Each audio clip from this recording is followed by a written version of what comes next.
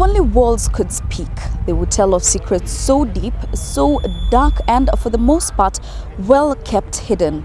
Herein lie dungeons that played host to a number of individuals whose only crime was the fight for political emancipation. But the truth about what really happened within the confines of these walls would for years remain an untold secret. But no more.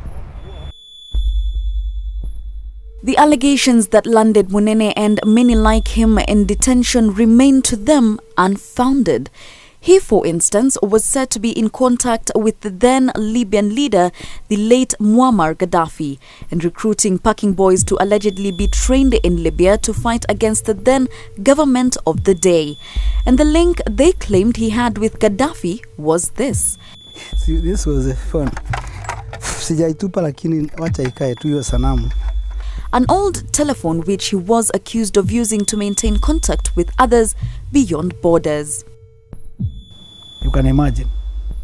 And I've never been to Libya. I've never met Gaddafi. I cannot even speak Arabic. This wave of detentions and torture was to continue for a stretch of years in the 80s.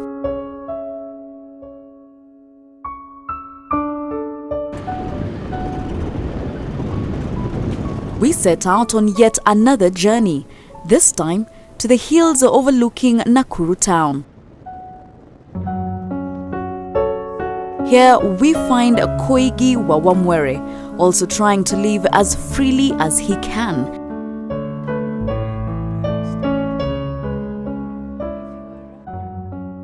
The once United States-based student pursuing a degree in hotel management discontinued his education, having been exposed to the likes of Malcolm X and Martin Luther King's speeches to fight against a political oppression.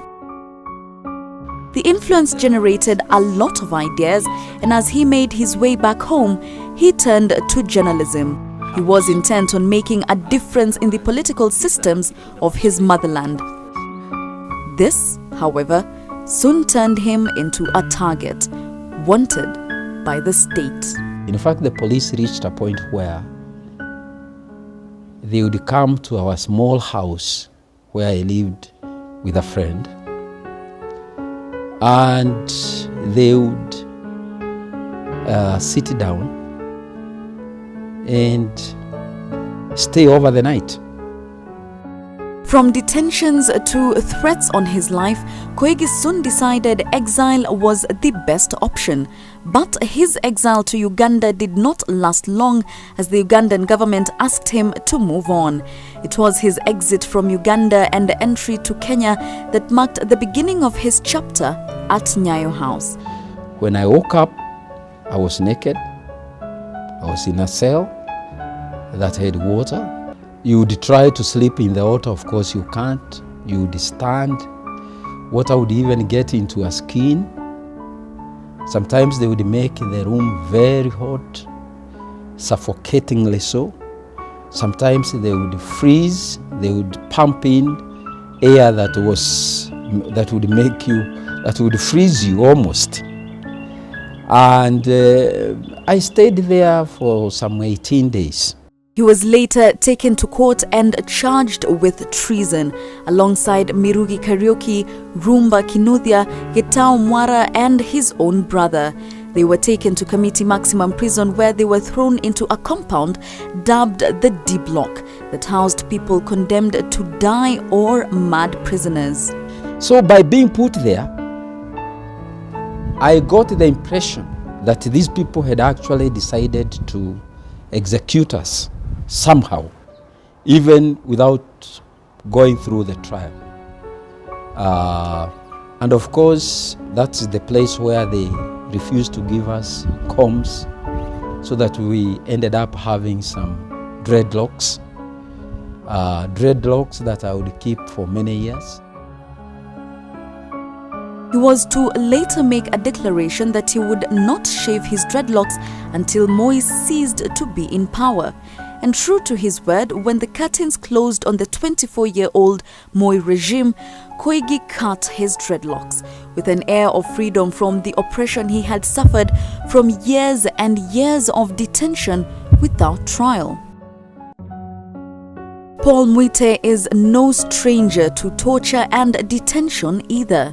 I was locked in many police stations. There are very few police stations in this country that have not been locked in. Though he was not a Nyayo House detainee, he became a part of it by helping his friends who were being starved inside the dungeons, getting them food through a junior ranking police officer he had made contact with. He made arrangements for food to be sneaked into the cells and later on representing some of them in court.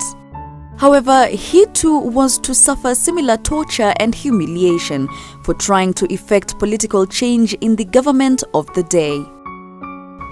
And I noticed a slender fellow who was studying, obviously timing me, waiting for me to drive up.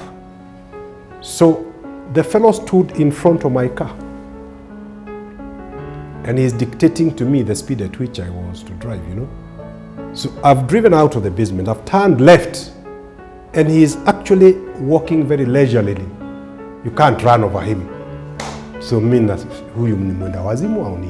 So I remember seeing him beckoning some people. The next thing, buckets, you know, being poured on my car. Thank God I had put up the window, you know. Where they had obtained so much human shit, I don't know. But my car, the windscreen, everything, you know. So, you know, it was covered with the sheet, you know, buckets and buckets, you know, and these things are happening, you don't. Broad daylight. For Newsnight, I'm Jackie Maribe.